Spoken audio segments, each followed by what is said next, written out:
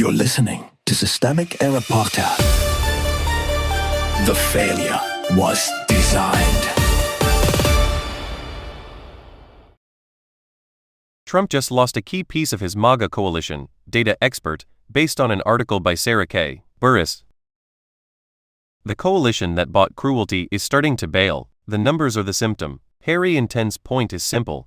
Trump's core non-college electorate is slipping, and with it the Republican grip on the House. That is the whole story in polling terms.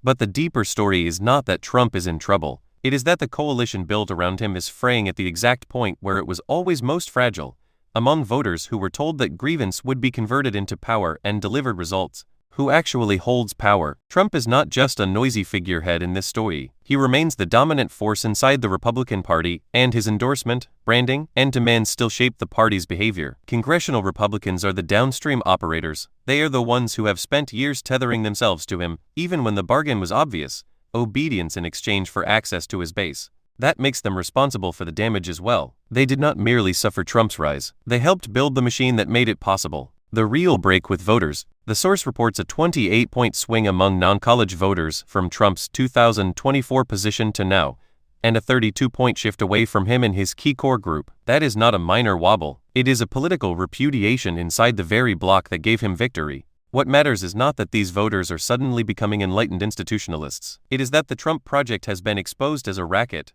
demand loyalty, promise restoration, produce chaos, and then act surprised when the people who were sold a fantasy start backing away. What the framing hides. The reporting treats this mostly as a horse race problem for Republicans. That is accurate as far as it goes, but it is still too polite about the mechanism. Trump's erosion is not happening in a vacuum of vibes. It reflects the exhaustion of a politics built on permanent conflict, elite scapegoating, and theatrical contempt for governance. And when the article says this could turn Republicans out of power, that is the right consequence to name. The party chose Trump. It normalized him. It defended him through every degradation. If his base now looks less reliable, that is not mystery meat polling. It is the price of institutional cowardice. The Democratic meaning. The most important detail here is that Democrats are not benefiting because they became more conservative, more cautious, or more accommodating. They are benefiting because Republicans have spent years poisoning their own brand among voters who were promised strength and given dysfunction. For Democrats, the lesson is not to chase Trump's electorate by imitating his style. The lesson is to recognize that many working and middle-class voters are not permanently owned by authoritarian politics. They can be won, but only by offering material competence, democratic seriousness, and a willingness to confront power instead of performing around it. The larger pattern. This is what authoritarian politics always does.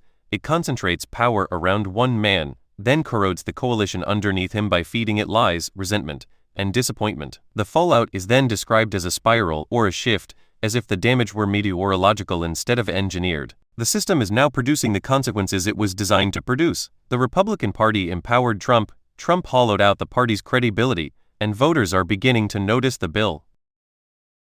You've been listening to Systemic Error. Thanks to Alternet for today's article, with the automated voice of Marcus. Thanks for listening.